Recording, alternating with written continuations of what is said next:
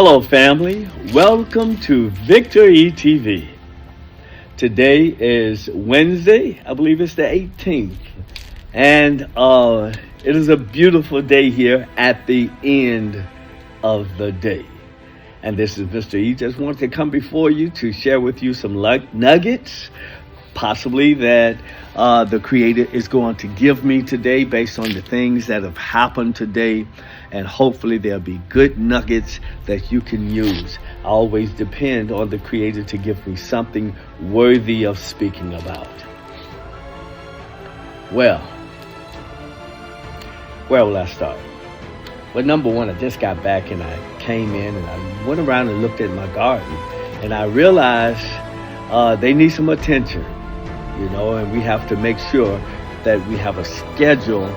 We take care of ourselves. Even with myself, I think I'm going to go in and drink me some lime water, because I don't know whether it's allergies or what, but something is trying to get my sinuses going. I've been doing pretty good this year up until now.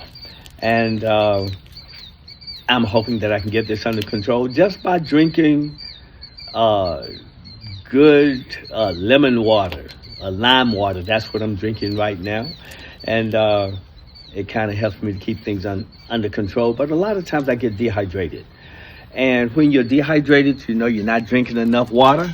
And I can usually tell when I pinch my skin here.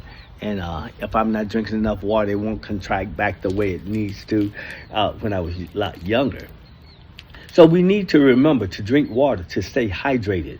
Water is what cleanses our system and keep us having clear thoughts, and it's just a good, healthy way of living, and that's certainly what I want to do. So when I first got here, to even push that point even further, or to examine that point even further, was when I went and I checked on my garden, and I looked at my garden and I realized, oh my goodness, I haven't watered it in a couple of days. And the water that I'm giving it is the water that is straight from the hydrant. And that water has a lot of chlorine in it, I'm sure. And I really don't like using that, but in time, hopefully I'll be able to use some rainwater based on some contraptions I'm trying to put together to be able to take care of my water. So the allergies are trying to get me, but I get this under control. Anyway, I have a beautiful garden. It's a small something that just kind of keeps me connected with the earth. I get a chance to walk around on the ground bare feet. I take my shoes off and I walk on the ground, and I want to keep myself grounded to the earth. This is something that we should all do. And but I went around and looked at my garden and I saw they need watering. And as you'll see, they need watering. And we need to be watered. We need to keep our connection to the earth, to netta, to nature, the God of nature, and the laws of my art. Okay.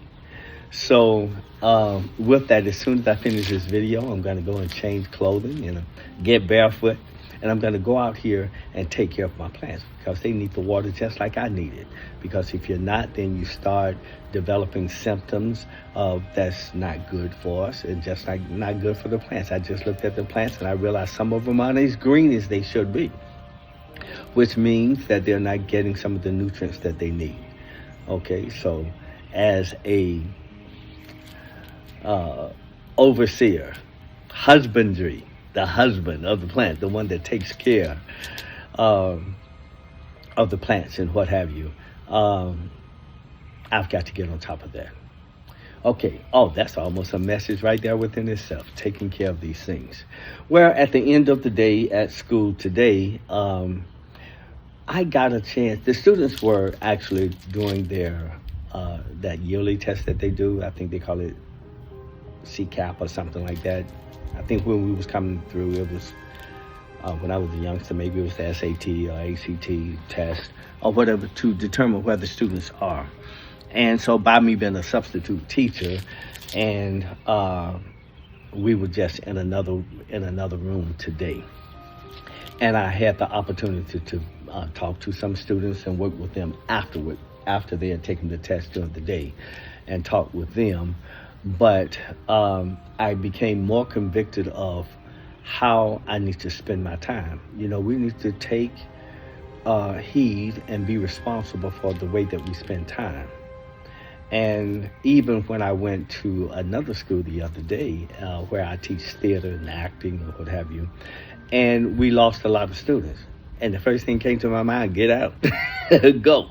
Because my gifts, and we have to value what we have. And when we extend these gifts to try to help people and what have you, and they don't value that thing, then you need to let them go. Even the scripture says, cast not your pearls to the swine.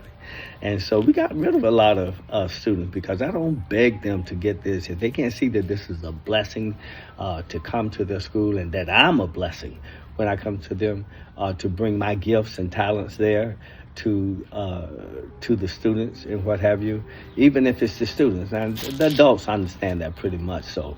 But the students, when they don't understand it, the best thing you can do is send them a shocker. You don't want to take this class? There's the door. Hit it. Get out. Okay. Because one thing I learned, I used to be in this business called Amway. And I was reading a book or some study somewhere, and it said a person convinced against his will is of the same opinion still. A person forced or convinced against his will is of the same opinion still. Do you know what that means? You know, we need to remember that.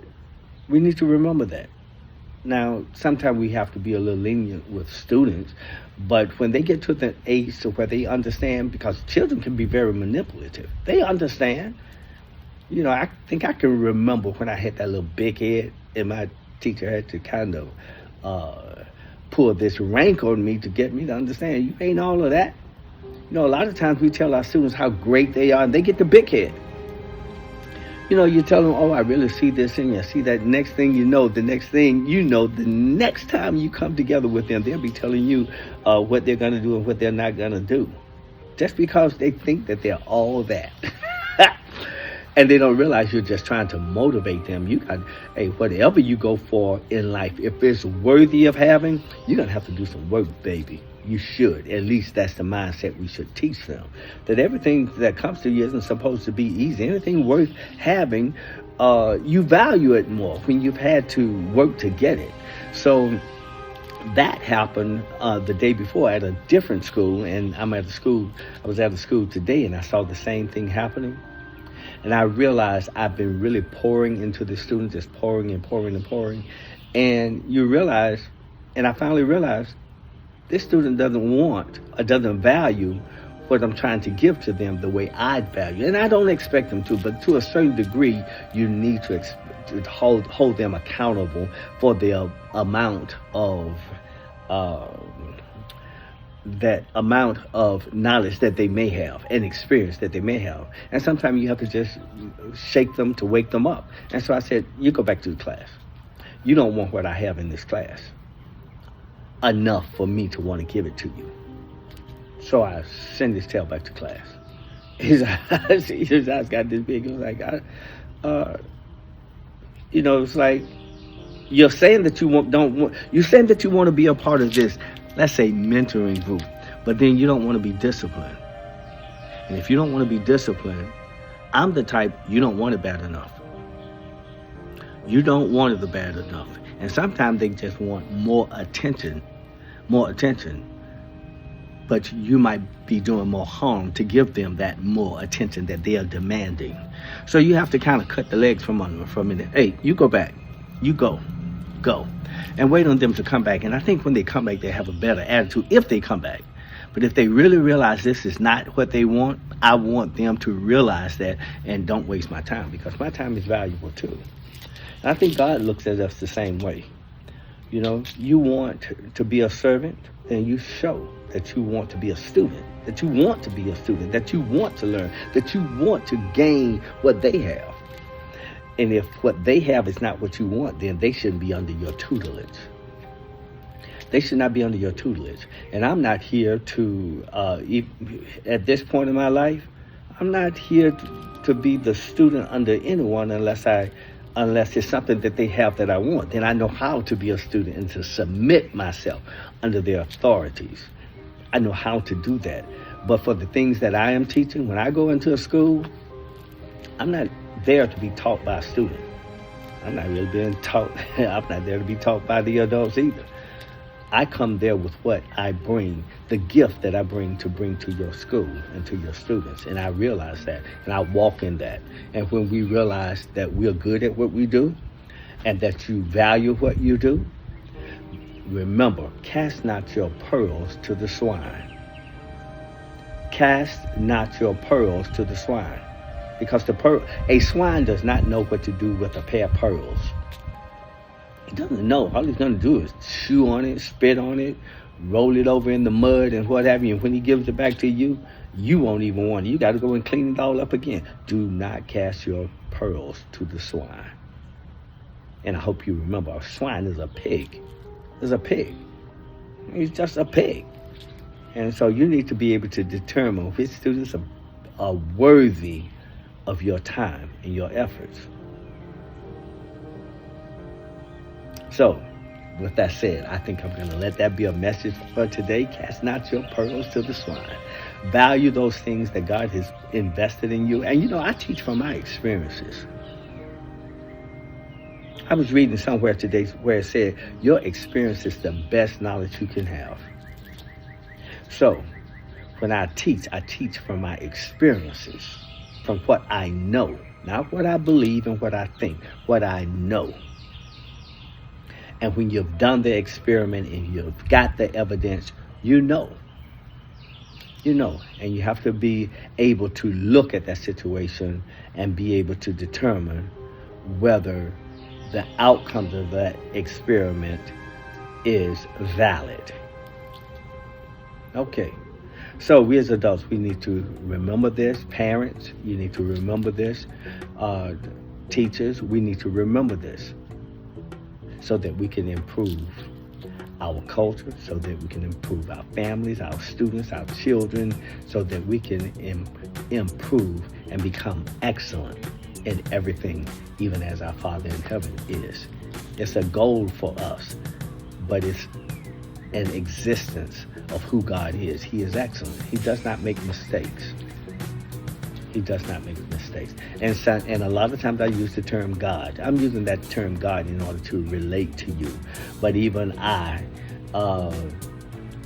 am at a point now to where the only reason why I use that term is so that you can understand that I'm talking about the creator of all things. And I don't necessarily call him God. I have a name for him. Okay? The great I am.